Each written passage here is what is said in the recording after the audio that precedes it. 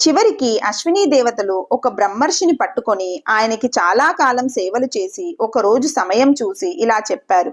అయ్యా, మాకు మీరు బ్రహ్మ విద్యోపదేశం చేయటానికి అంగీకరించారని తెలియంగానే దేవేంద్రుడు వచ్చి మిమ్మల్ని బెదిరిస్తారు. మీరు భయపడకుండా నేను ఉపదేశం చేసి తీరుతాను అని చెప్పండి. అప్పుడు దేవేంద్రుడికి కోపం వచ్చి మీ తల నరికేస్తాడు. అయినా భయపడకండి, మేము మీ తల నరకకుండా అడ్డుపడలేం. కానీ తల నరికి దేవేంద్రుడు అటు వెళ్ళంగానే మళ్ళీ అదే తల మీకు అతికించి మిమ్మల్ని మళ్ళీ బ్రతికించగలం.